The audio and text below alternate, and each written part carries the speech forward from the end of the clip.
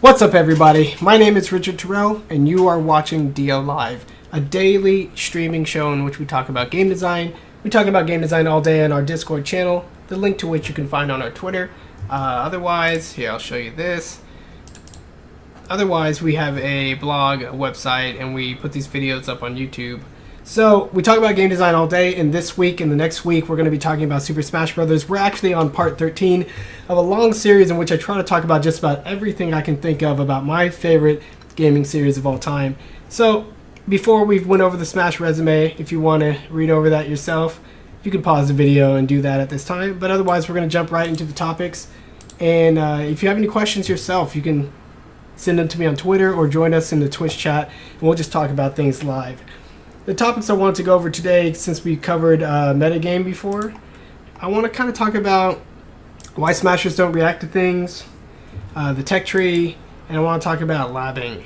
And because my friend Adrian had questions about how to lab and Smash, so that's really going to take us into this topic right here, training mode. So I'm going to go ahead and click that. I'm going to click this and that. So let me go ahead and talk about reaction. So here's a cool thing. Right now, there's a tournament going on. It's called CEO. We just had our Smash finals earlier today, but right now they're doing Street Fighter. I love Street Fighter, and Street Fighter 5 is really cool. Street Fighter 4 is cool. Third Strike is cool, and watching Street Fighter 2 is cool enough. So one thing that they do in Street Fighter is, because the game is much less spatially dynamic than Smash Brothers, you can only face your opponent, and you only pretty much go left to right with the occasional jumping. They put a lot of the complexity of that game into their actual punches and kicks and how exactly those moves fit together. And that's when we touched on the concept called footsies. Street Fighter pretty much is a great example of a game with footsies, especially Street Fighter 5. And that kind of fighting game, the traditional fighting game style, is where that whole play style and concept kind of came from. But essentially that means both players playing at the edge of their sort of reactions and spatial distances and just trying to condition the other opponent and edge out small advantages in a very shared space in between them where they're sending in their punches and kicks. But one thing they also do in Street Fighter really well that Smashers don't really do well is react, right? Maybe it's because the characters are much larger on the screen. Maybe it's because of where their characters can be, like spatially, moving up, down, left, right is much more restricted. But they do a really good job of whiff punishing attacks, which is when one person sticks out an attack, at the same time they stick out another attack, and it either beats it because of priority, beats it because of the way the attack sort of moves and sticks out, or beats it because as the other attack is sort of retreating and they're pulling their arm back, you punch and hit that outstretched limb. They do that all the time. It's pretty high level stuff, but that's kind of part of their basic strategic high level play there. So Smashers, we don't do that nearly as much for all those reasons I probably highlighted. But one thing that I thought would be much more prominent in Smash is reactions, right? If you look at the frame data of Super Smash Brothers, you see things that are like Mario's forward smash, which, I can demonstrate here. Give me 1 second. Mario's forward smash, maybe I'll just pull up some of the frame data. Hold on. Kirogane Hammer, if you want to look at frame data, or you can go to onesmash.net. I got it here, but I already got something set up, so we're going to use Kirogane and their nice, colorful pictures. We go to Mario, we look at frame data. Jab comes out in frame 2. Jab 2 comes out in frame 2. Jab 3, frame 7. You're like 6, 10, 5, 5, 5, 15, forward smash right here. A 15-frame move in Smash, considering everything, like the whole big picture of how long it takes the input to go from your controller into the system, how much of a delay there is for the system to calculate it, and then how much of a delay it is to put your action into action. That's what we call like input delay and things like that. But considering everything, 15 frames is pretty much on the cusp of reaction times for players, at least old men like me. You think like, oh, I'm so old, my reaction times are dull, and all the studies say that kids have better reaction times. There's a lot to it, and I want to kind of address that like so. Let me just ooh. Okay. Let me just do this.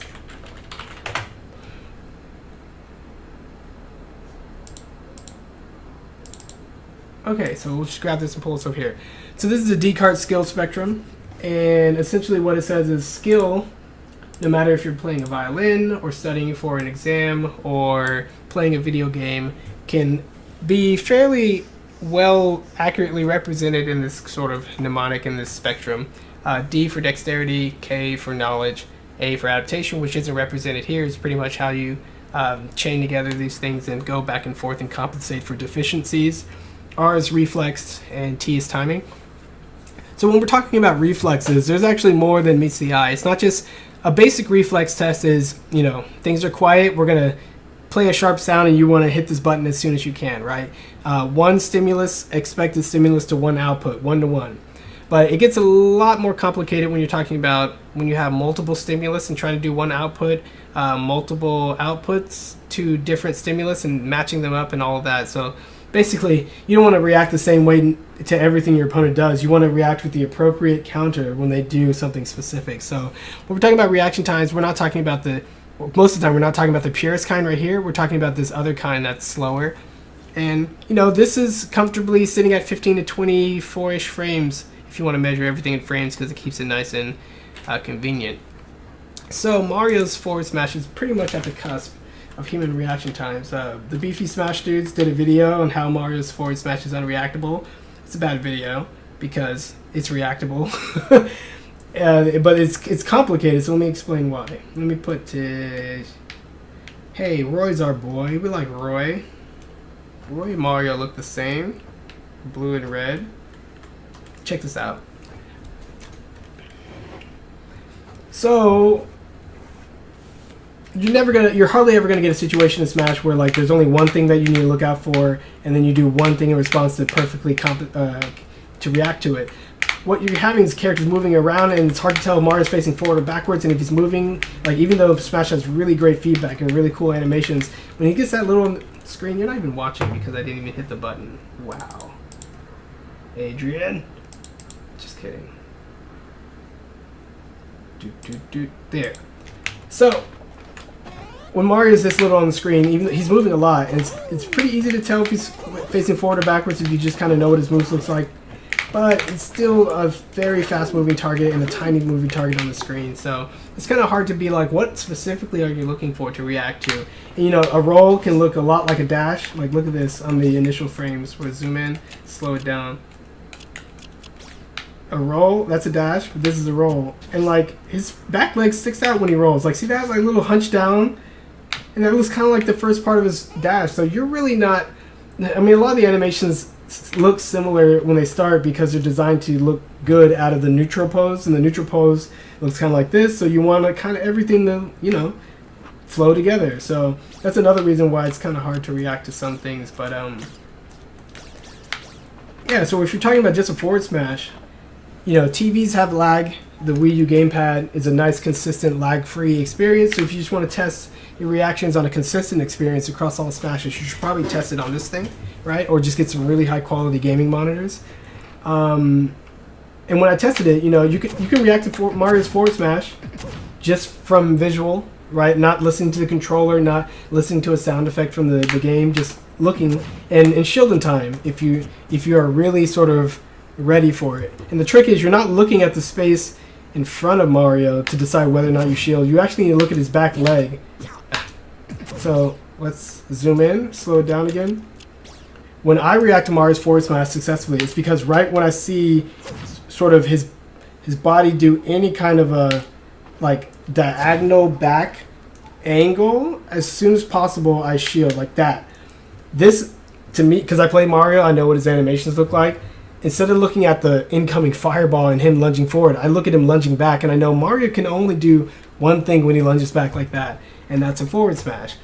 So even with a skill as simple as reacting, it's not as simple as just like, well, everyone's got it, and their base level of skill is all they're going to have for the rest of their life. No, you refine your reactions with knowledge. You tell your brain, hey, look at these things, focus on Mario's back leg, to get the best ways to react to his F smash. Ignore his hat, ignore his mustache, like, and you slowly can hone your skills like that. It's a big part of what makes action games interesting, because even something simple like reflexes and reaction times, you got to develop your own personalized way of filtering information and dealing with it. And you can even train your brain to deal with like reacting better to certain dangerous setups versus others. So if he does something that's not dangerous, your brain, isn't going to bog itself down looking at everything. You're just looking for the dangerous stuff, or maybe the stuff you can counter the hardest. That's a whole level of strategy and skill that most people don't talk about, but you can tell everyone reacts to things differently. It's so obvious. So when you're looking at Smash matches, one thing that I notice across almost everyone in the current high-level meta for Smash 4 is they don't react to stuff. Sometimes they do. Like, you can see, it's cool, Raito's a Duck Hunt player, and he gets players on the edge like that, and he scares them by putting a can right where Roy's standing, and they think they're going to blow up. So all he does is stand right here and just wait. And right when they get up, they roll in, and he just goes up tilt, and he kills them. So that's a perfect situation of, I've got a situation, might as well be Duck Hunt and show you. I mean, come on. So that's a perfect opportunity. It's like, I got a situation where you're scared, and I'm only looking for one thing, because if I look for that one thing and I get it, I win. And like, that's great. And if you do something else, I'll react to that and at least try to keep myself safe.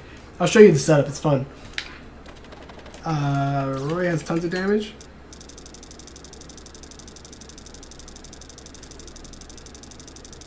By the way, we're going to talk about training mode in a second, but this is too slow. Okay. And then he just puts a can like this. And then you watch it, and human players get up like near the can like that, and they panic. And let's see if I can do this. Let's see if I can do this. This and CPU on E run, which is run away. Come on, I just want you to roll. Roll this way, Roy, please.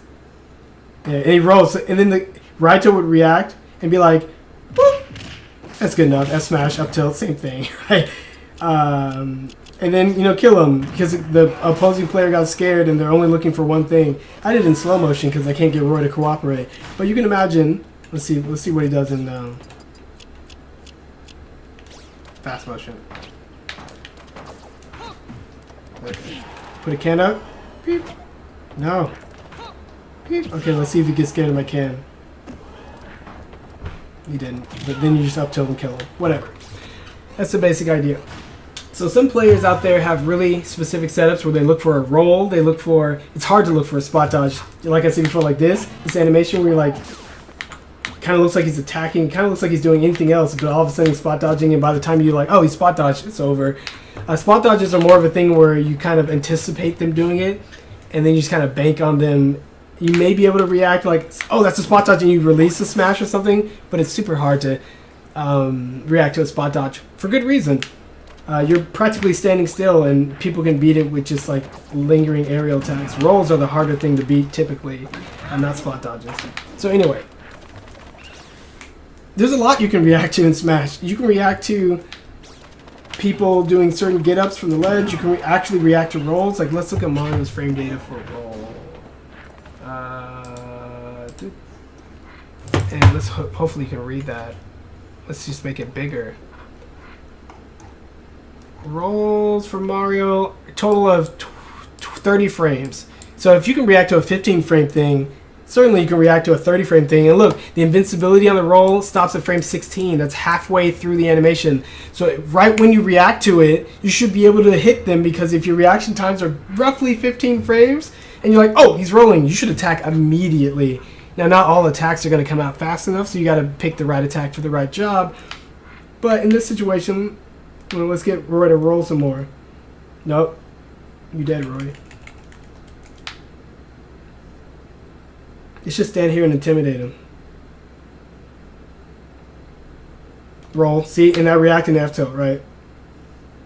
That's a jump. That's the dash away. He rolled away. He rolled away. He's rolling. There, roll. And I F tilted, but range wasn't there. Maybe I should have dash attack. But yeah, you get the idea. You can react to it. But it's so odd to me that so many different players in the meta have decided to develop an entire game plan around not necessarily finding situations where they can cleanly react to an opponent and get some really solid advantages, right? Like really solid. If somebody rolled, some of the hardest moves to get in Smash, like I'll just show you. Like let's say I try to down tilt Roy, like let's say my down tilt with Duck Hunt is great. Like jumping invalidates the down tilt completely, and if I'm not careful, if he rolls and I don't pick the right direction, I can't get a down tilt. I got 2 right there. That's because Roy's like it's hard to get someone in down tilt. Like if you dash away, you can't get it. But let's say your down tilt's so good, like how are you gonna get someone? How are you gonna get someone with a down tilt? Well, pressuring them in a way to make them roll, and then like trapping a landing is a decent way of doing it. So.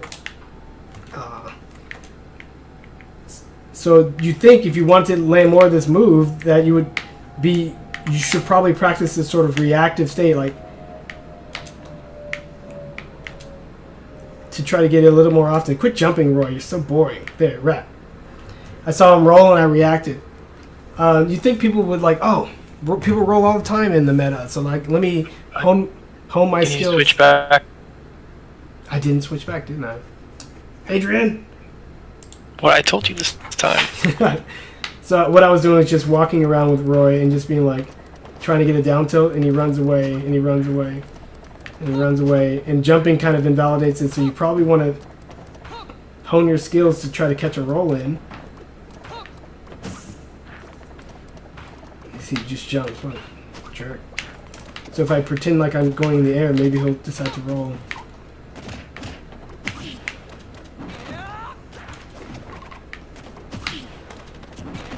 Rolled. My first hit of my down smash should have totally hit him, but yeah, I saw the roll. Roll-ups from the ledge are even longer than ground rolls, so you can react to that like clean, right?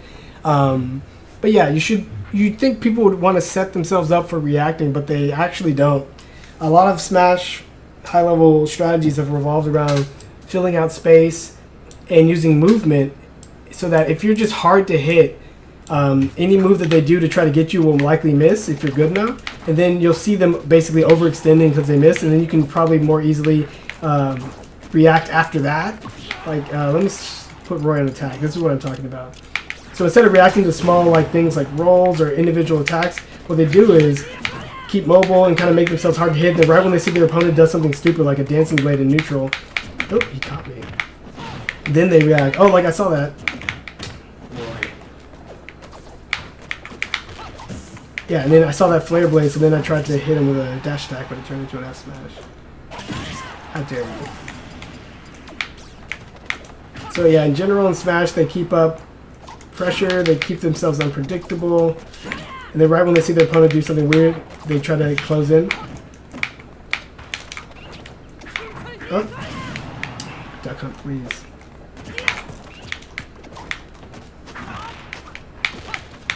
Oh no, Roy. Oh, that was a nice one.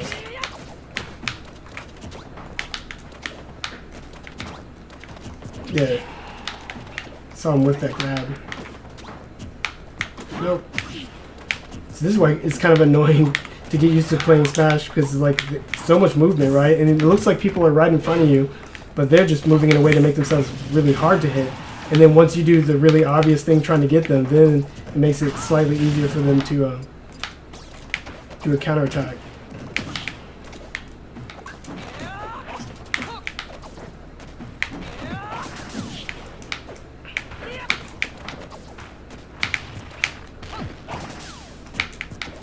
Yeah, I saw him with that forward air and hit the ground, and I knew I had just a little bit of time to capitalize, and then I pressured him for it. So you can imagine that if you refine all your skills and like tune your timings and your habits, you could move pretty effectively, appear to be open in a lot of ways, and for the most part, at least for like a medium level strategy, being a more noob level player, that basic thing I just described would carry you a long way. So that's probably why a lot of what you see in Smash has moved away from like trying to get clean retaliatory reactions, because the first thing you want to do in a fighting game is either find some really highly effective offensive thing, some really safe offensive thing, which is probably why it's highly effective, or make yourself harder to hit. Because as the Isaiah once said for Super Smash Bros. Melee, and he said, and I quote, "Don't get hit," which is essentially a kernel of a philosophy for understanding how you should go about optimizing all of your strategies when playing a fighting game. Because essentially, if you don't get hit, you're never going to take damage. And if you never take damage, the game, at the very worst, is going to be a draw because both of you will have 0 damage. But more likely, if you for fine not getting hit, you can find your opportunities because your opponent's going to be swinging at ghosts and getting frustrated and blah, blah, blah. So that's a main reason why I think that players don't react a lot in Smash 4. There's tons of things that they could do to play better. And, you know, they definitely do some of it because they fold it into their gaming strategy a little bit after doing all this other stuff. But that just leaves a whole like book worth of strategies left on the floor because they didn't bother sort of working that up for the last 4 years, and now they're kind of behind in that regard. So, not a big deal. So now we can talk about tech trees and training and how to, you know, play Smash better with the right framework in mind and how the game helps you or hurts you in doing that. I have the picture. Where is it? I'll just pull it over here. Tech tree. So with OneSmash.net, one of the things we wanted to do was say, hey, let's give people a really clear visual for the kinds of things they can learn in Smash. So sometimes people just say like, oh, tech, and they just start practicing tech. But what we really wanted to do was say, hey, check this out. Hopefully you guys can read that clear enough. Clear enough.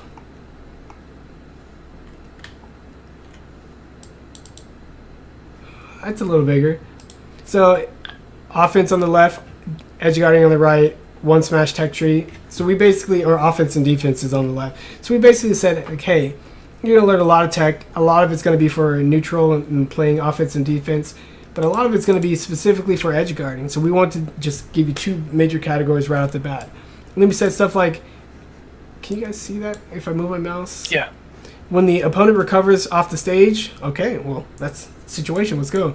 If they sweet spot it, you want to try to hit them with a snapback. And everything that has these little cool colored numbers have videos. And I think if you, in the interactive version we made, you could click on it and go to the video. Have no idea where that is now. But you can use this technique if they keep snapping to the ledge and you want to stop it. Like, that's great. And then you can even try to go for a stage spike and hit them in a way where they can't recover afterwards. Because normally when you hit them on the vulnerable frames, when they're recovering, they get their jump back. So there's a way to do it to where they still die, and that's something you need to keep in mind. And in order to... Another way you can beat people snapping the ledge is using the trump, which is you grab the ledge after them, and then they get bumped off. Another way you can get the trump to happen better is using the slip edge technique. Without going much deeper into this chart, let me just show you what I just outlined. Black magic, here we go.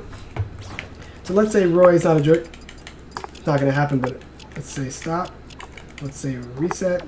I'm duck hunt. So let's say Roy's going to snap to the ledge like this. It's kind of hard to get him when he's coming up from the ledge at that 45-degree angle. But let's say I go for a snapback. Oh, I just hit him. You suck, Roy. Let's try it again. I'm going to try to hit his vulnerable frames. Okay. It's so hard because he can cover where I want to attack him. And you kind of have to hit him right there. But I'll try it. Boop. Did I hit him? I think I hit him out of it, but he went over the stage, right? So that's like what you don't want to do. So that's why you have to try to go for something that can stage spike him. So again, I hit him like this.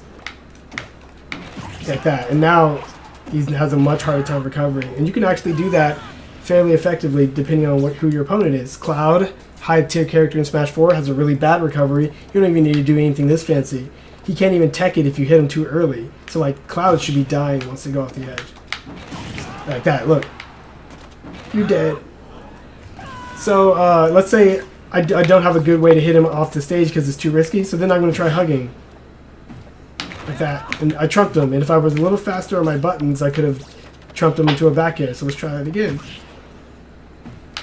Oops. Just killed myself. Duck Hunt is actually one of the hardest characters to hug like that. So bad move, Richard. Like, let's try it again. Bad move, Spyco. Yeah, like that. You can get a kill like that. That's a technique that stops people from being too safe when recovering. So we can go back to the chart here. And be like, oh, that's what I did. The number 4, hugging. You hug the edge to steal it from them, even though it looks like you were standing on the stage. There's another way to do it. That's the slip edge. I didn't show that. But then, Yeah, and then there's this technique where you trump them and you can do a cold steal, which is sort of a refined version. And then to counter that, you can do a trump jump. And there's like back and forth. Do this, they can do that. You can do this, they can do that, depending on where you fall. If you don't want to be trumped, you can buffer a ledge get up option. And then that's when they can do this technique called hedge edge on you. And the tree just keeps going deeper and deeper. Now, Smash is a super complex game, and what makes it really good, it's not necessarily that you can make a tech tree and that there's things to counter things to counter things to counter things. Like at some point, it's not necessarily how many of these counters there are, but again, how can people understand them?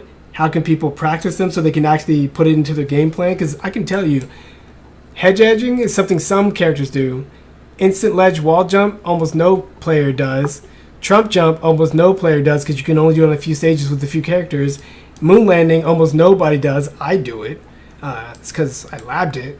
Ledge dash is a really rare and hard technique that I've only seen a few times in tournament, only with a few characters on a few stages, and so on and so forth, right? So when you get out here in the fringe, if it's something that can't be applied to all characters, if it's something that's too hard, then nobody's going to do it, and really your game is much more close to the center, which is probably a good way to go about it.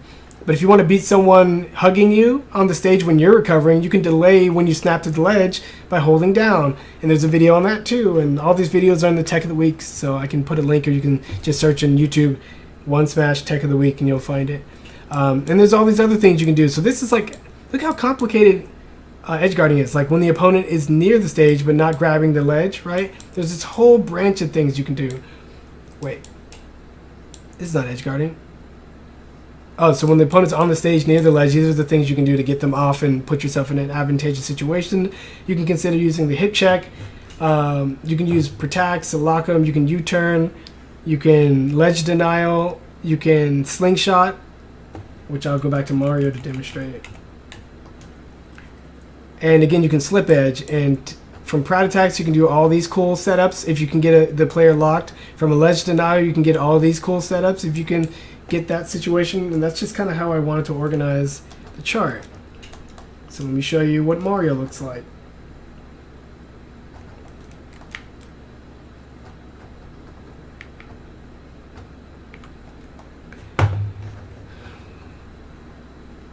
Hip check, ledge denial, U-turn, fall right, slip edge. Okay, so this is the hip check where you do a sliding reverse forward tilt. In Smash Ultimate, now you can dash into any of your smashes.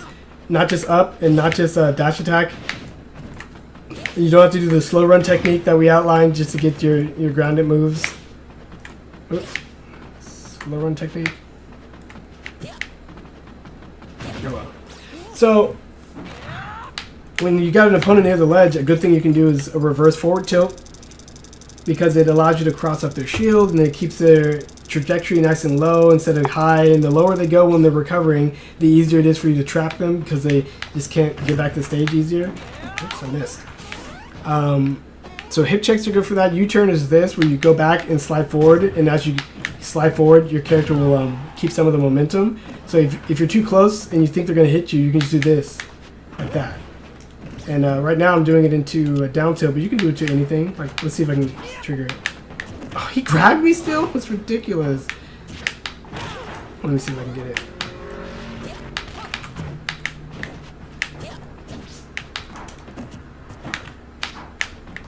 Okay. I got one.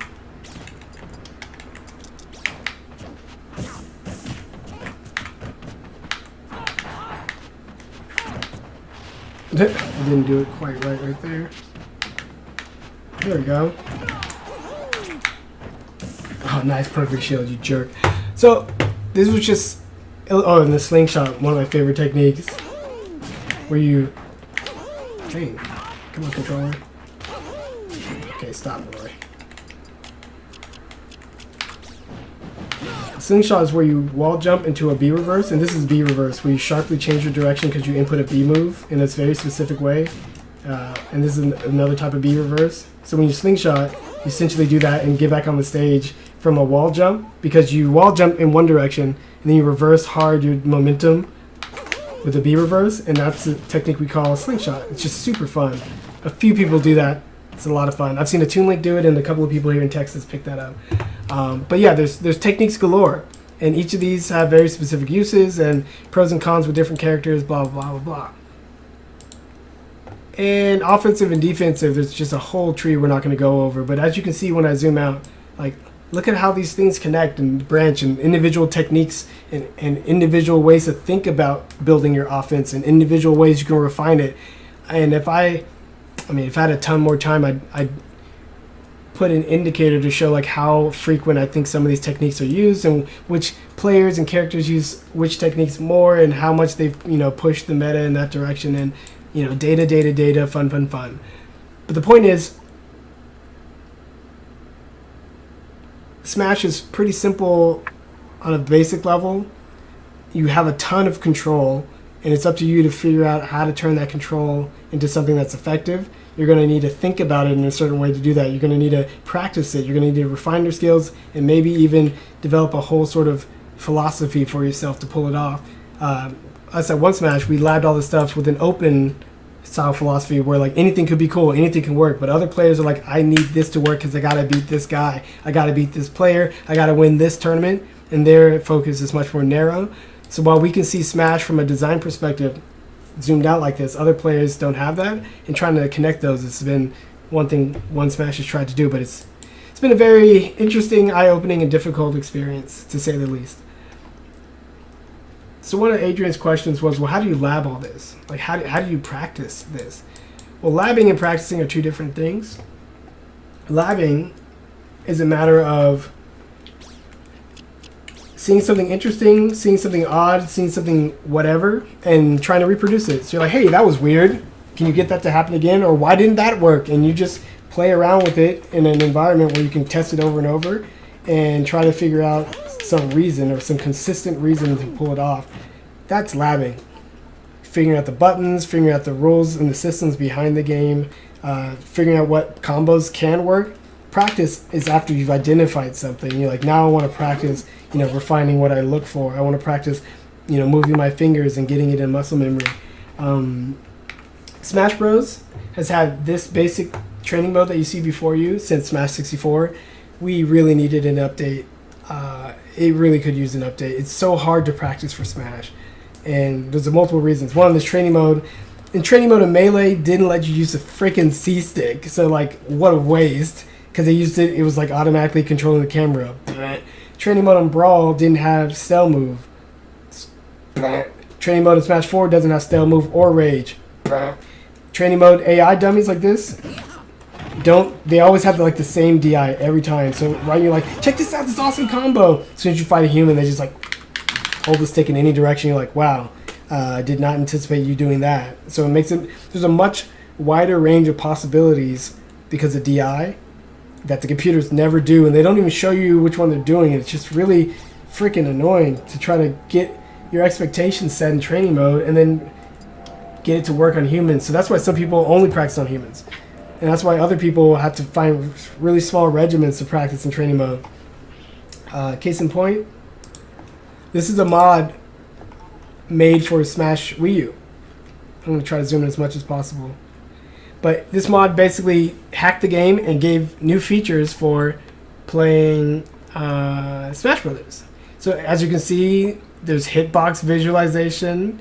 There's feature, let's see, added random tech, and computers will randomly either tech and choose between tech in place, roll forward or roll backwards, or Mr. Tech and subsequently randomly choose to get up, down, left, right. All options will be immediately followed by shields so to accurately gauge punishes. Check this out. When you're practicing against a computer, let's go back to the Black Magic footage. So freaking annoying. So let's say I have this set up like this. Bam. Right there. That was 105, I think. This is a setup where if you get it like right, it's probably 109. And you hit your opponent with a weakened move, you can lock them like this and just finish them off. Boom. So you want to practice the setup. You're like, this setup's great. Weak hit, not Mario. Like, let's practice on attacking computer so I can work on getting into and out of it. Like, oh, okay, I can't do it when they're jumping. And you start to take these little notes, and you're like, ha, almost got him. And you're like, how can I fit it in? Maybe if I do an attack like this and hit, oh, I missed it. Should have hit it right there. Because I saw him do a ground move, I knew I had enough time. There we go, bam. bam, bam, bam. You're like, yeah, this game's amazing. I just practiced that. You can practice that all day, and what I'm doing now isn't bad. Finding a way to move around and like play in your own movement style, but also be just ready to react to any opportunity and go for those setups that you know are going to be like 100% or whatever. Oh, like he's weak. Bam. Oh, he showed him time. There we go. It did the setup. That kind of practice, some people do. Some players, high-level players, low-level players, whatever. It's not easy because you don't want to make your setup too elaborate. You just always want to train yourself in general because there's so many players in Smash and so many play styles and humans play so much differently than computers, so you don't want to lock yourself too much into what you are seeing right here.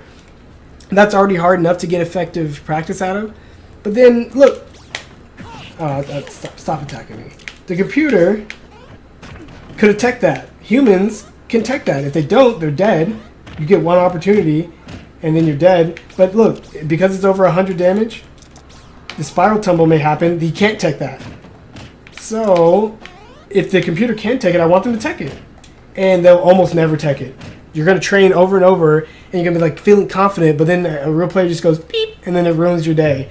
It's not that you can't anticipate a tech. It's not that you can't even make a strategy that takes into account that they will tech. It's that the computer won't do it, and you'll practice so much conditioning for the wrong thing. So the training mode doesn't help for something even as simple as teching, a simple defensive option that the computer has. So this training mode adds it, which is really cool. And this training mode adds spamming options so the computer can spam a move instead of whatever they do. Because sometimes you're like, I just need you to spam forward air so I can practice against forward air. By yourself, it's super hard to practice for Smash. Added a DI toggle so you can choose the computer to DI in, away, or no DI. This is crazy. I wonder if there's more pictures. There's a whole thing here. I wish I modded my Wii to test this out, but my Smash days are over. But as you can see, tons of features, tons of things that the game probably should have to help people practice. You don't have to get super, like, show me all the detail hitboxes and all the frame data and all that. I would just like the computer to be a little more sophisticated, or a record option so I can play back and kind of fight myself, or something effective. Because right now, or to be able to turn on Stealth, Move, and Rage, that'd be great. But otherwise, it seems that finding a good way to lab and Smash, you have to be like so... Your understanding has to be so much wider than the technique you're going to practice that you can understand not to set yourself up to anticipate the bad things, but only think about the training exercise in the way that's actually going to help you. And most people can't do that, so most people don't use training mode, and that's the whole sad story. Any questions, Adrian? No, that about answered it. The only questions I would have would be, like, what kind of mindset were you in when you were finding the tech that you did? Things like the slow run, the slingshot, and of course the option selects, because as far as I'm aware, nobody that I know knew that was even in the game. Yeah, it all just like Enlighten, which is a game I'm working on, everything comes from just playing around, keeping your eyes open, and asking yourself a question. What was that? How did that happen? Can we do that again? Everything. I just want to practice perfect shields, and when you're practicing it and you're paying very close attention to how your inputs are doing and what you get in the output, you're like, wait a minute. And then you like try it again, and you do a little basic experimentation. Everything comes out of your curiosity and based on what you are looking for and what you notice. And then you just keep pushing it. Like, if I can wall jump, like, what else can I do after wall jump? Wall jump attack, wall jump air dodge, wall jump B move. How about wall jump B reverse move? Oh, slingshot. Like, can this be useful? Is the next question. Then you do it with different characters and you try it in different situations. And then you just keep the knowledge going, keep the experience going. It's crazy. So one thing that I labbed, which we'll go back, this will be the final thing I'll close on because it's getting late. Smash Dojo, please. There we go. So as you can see here, all these yellow dots, most of these are mine. This is tech that I put in for Pac-Man. And I was labbing, I'm like, can I do interesting things with Pac-Man? Well, here's a combo at 0 that does 50 damage. Here's a combo that starts at 0 and does, almost 50 damage. Here are some combos that, do this amount of damage. which is 15, which is not bad. But if they kill, you're like, this is great. Let's search, type, kill. We want to see everything that kills because killing is super important for some KOing. Oops. So these are all the things that end in a KO. Notice how Pac-Man really can't kill at 0 unless whatever combo this is. What is this? 1997? It's not even going to pull it up properly. Website's broken. Wee! Okay, so look at these. Look at these. Every one of these dots is like a kill setup. And what was I going to say? I practice all of these. Let me see. So sometimes I practice on like a fighting dummy in training mode. And when I input the tech into the site, it helps me think like, I remember practicing against Mewtwo. So let me see all the tech I actually worked out on Mewtwo. And once you hit search, you can always update the spread. So here's all the tech that I worked out with Mewtwo. Bell toss. Bell toss up 4. From close range, use the bell paralyze, dash, short hop, fair, catch the bell, neutral drop to combo into a footstool, fast fall, DI backwards a bit, instant dash attack to pick up the bell. If dash attack catches, roll up, full jump, F toss, bell paralyze, double jump, F special kill. Alright, let's see what the heck that means. Because, let's see what the heck. So I put Mewtwo, I got Pac-Man. We click this little, I just clicked off the website. Click this little button. It says Mewtwo, percentage start at 50. It does 49 damage. Okay, so that's what we're going to do. Let's click back to the, I'm lost. Okay, 50 damage. It says it kills, so let's see what happens. And it says from close range, bell paralyzer. Okay, this is the bell. And you close range, bell paralyzer. Then you dash, short hop, fair to catch the bell, and then neutral drop to combo into a footstool. So bell paralyzer, short hop, catch the bell, neutral drop, footstool, almost got it. So then you footstool, neutral drop to combo into a footstool. That's crazy. Let's try it again. And then once you footstool, fast fall, DI backwards a bit, instant dash attack to pick up the bell. That's crazy. Who can do this? I wish I had a video. Like it was. So, I got the key. Let's see if I can do it. I might have to pick an easier one. Bam, bam, bam, bam, bam. Oop. I didn't need. So okay, neutral drop, and then footstool, and I need to DI backwards a bit, and then land dash attack bell. If dash attack catches, roll up. What the heck? Oh. Okay. Let's try it again. This is just me doing this for hours. This is so fun. Bam, bam, bam. Oh, so then it lands right there. So then you instant dash attack, jump, bell, side B, kill. Ah! Please.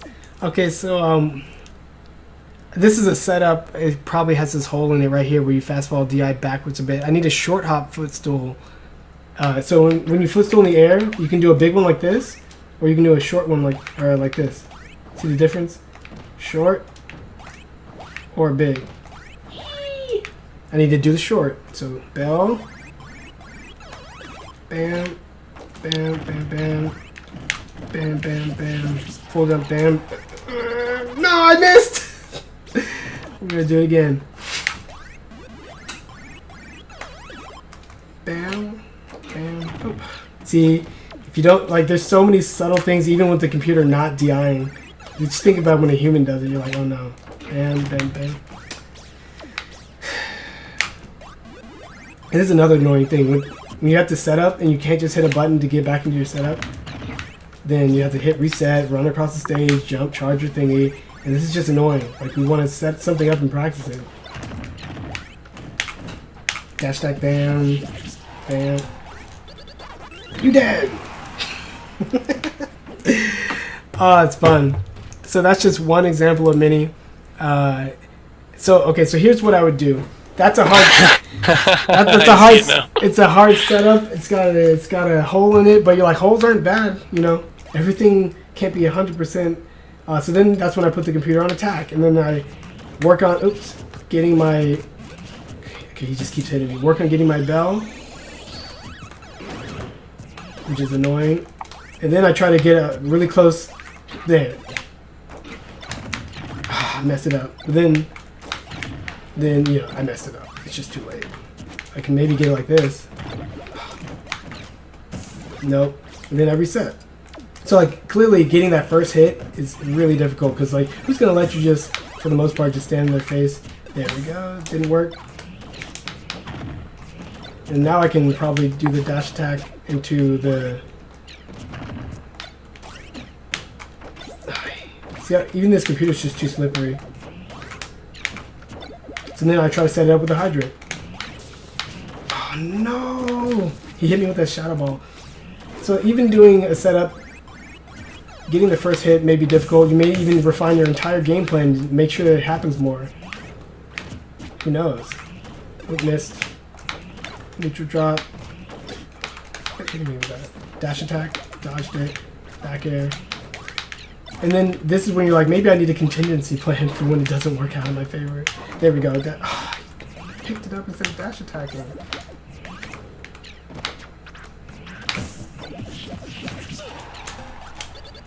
Yay! I got the last part.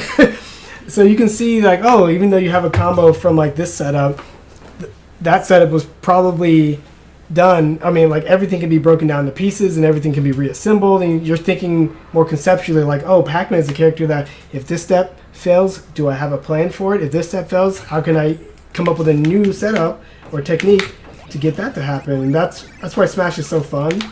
Like a lot of times in combos in other games, because they're so solid, you don't really need a backup plan. You're like, if I get the first hit, it's solid. I just gotta make sure I do my thing. But Smash, you're like, haha, good luck. Boom. Got him. Boom, boom, boom. Oh, I almost did it. So now I'm going to neutral drop it. And then I'm going to neutral drop it back here. And dash attack. No. Neutral drop. He's afraid. Oh, shoot. No, no, no. Stupid shadow ball. And I could do this all day. I've done this all day. Even just fighting a computer, you can learn a lot about, like, if I really want an obvious setup, how much does that make my game bad, right? And don't try to trick me into. He blocked it. Now I have this set up. There we go. And we'll do a hydrant just to mess with this distance. And dash with it. And I'm on the other side. Neutral drop. Missed it. Catch it. Here we go. Yay! So like completely thinking, okay, if that, okay, this guy, oh, I got behind him, so if this and that. That's what I love about Smash. It's so crazy. It's so crazy. I love this game. And then, like, you play one human and he just, like, DIs up and it ruins the entire combo and you go home crying. It's happened.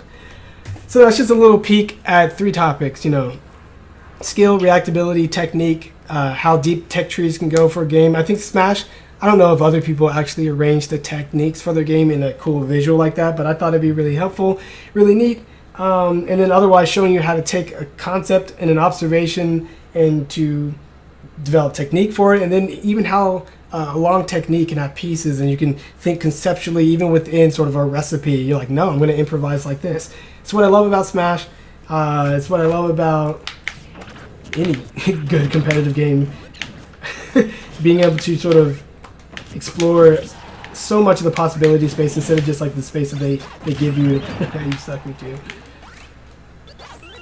So here's another. Yeah. That's all I'm going to say about that, because this is crazy.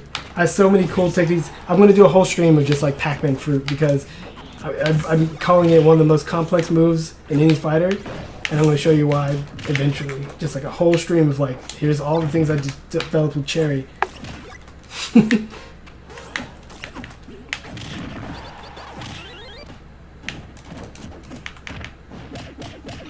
I'm having fun.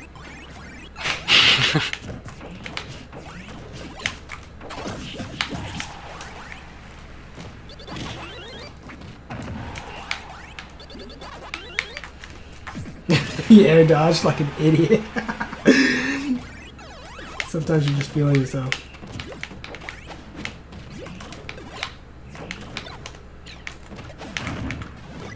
No, my beautiful reward.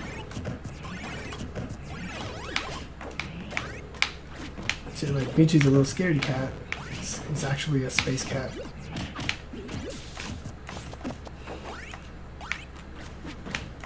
running away.